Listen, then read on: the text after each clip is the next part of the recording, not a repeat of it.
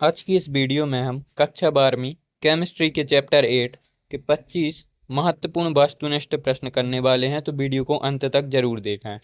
प्रश्न नंबर 1 है, फॉर्मेल्डिहाइड का आईयूपीएसी नाम क्या है? तो जो फॉर्मेल्डिहाइड होता है उसका आईयूपीएसी नाम मेथेनॉल होता है। Option number A.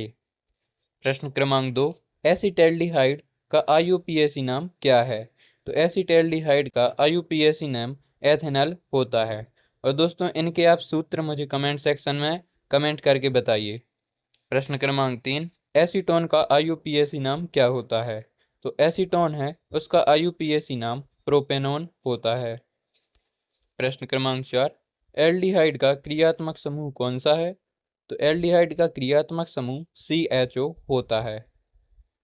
प्रश्न क्रमांक 5, कार्बोक्सिलिक अम्ल का क्रियात्मक समूह कौन सा है? तो इसका आंसर होगा ऑप्शन नंबर ए, COOH।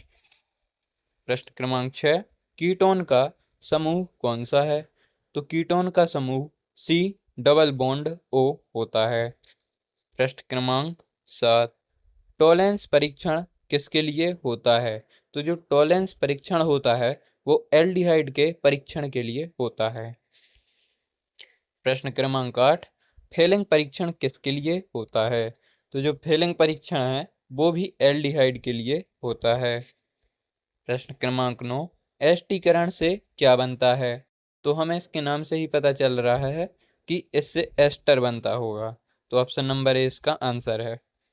प्रश्न क्रमांक 10, मेथेनोइक अम्ल का सामान्य नाम क्या है?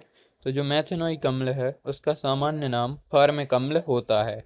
और आप कमेंट सेक्शन में ये बताइए कि चींटी के डंक में कौन सा अम्ल पाया जाता है। प्रश्न क्रमांक 11, एथेनोइक अम्ल का सामान्य नाम क्या है? तो जो एथेनोइक अम्ल है उसका सामान्य नाम एसिटिक अम्ल होता है। प्रश्न क्रमांक 12, सिल्वर मिरर परीक्षण किससे संबंधित है? तो जो सिल्वर मिरर परीक्षण है वो टॉलेंस अभिकर्मक से संबंधित है।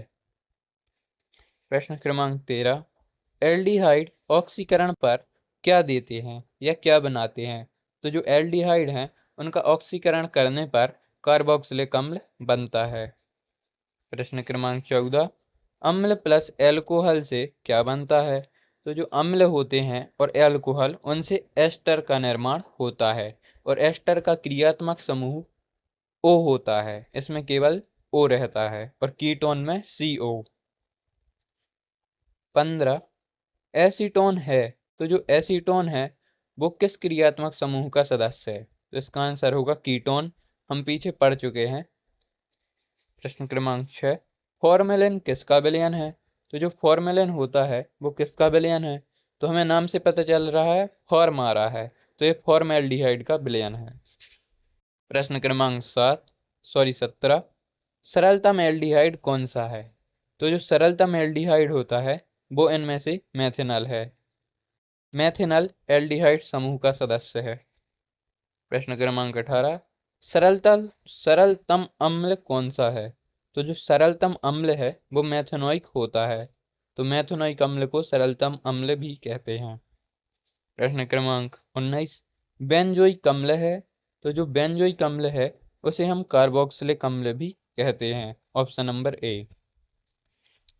प्रश्न क्रमांक 20, एस्टर की गंध कैसी होती है? तो जो एस्टर है उसकी गंध सुगंधित होती है। प्रश्न क्रमांक 21, एल्डोल संघनन क्या है? यह किसके साथ होता है? तो जो एल्डोल संघनन है यह क्रिया एल्डिहाइड व कीटोन के साथ होती है। प्रश्न क्रमांक 22, कैनोजारो अभिक्रिया किसके साथ होती है?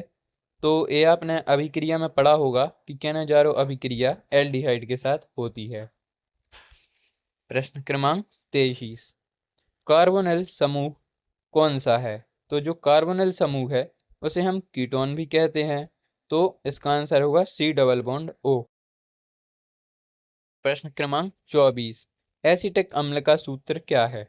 तो एसिटिक अम्ल हम पीछे पढ़ चुके हैं, जिसे एथेनॉल भी कहते हैं। इसका आंसर होगा option number A, CH3। Sorry, acetic अम्ल जिसे हम एथेनोइक एसिड कहते हैं, इसका आंसर होगा option number A, CH3COOH। Option number A. ये हमारा लास्ट क्वेश्चन है 25। फॉर्मिक अम्ल का सूत्र क्या है? तो इस अम्ल का सूत्र आप मुझे कमेंट सेक्शन में बताना। और आज के हमारे 25 महत्वपूर्ण वस्तुनिष्ठ प्रश्न खत्म होते हैं। वीडियो पसंद आई तो वीडियो को लाइक करना और चैनल को सब्सक्राइब करना मत भूलना। मिलते हैं नेक्स्ट वीडियो में।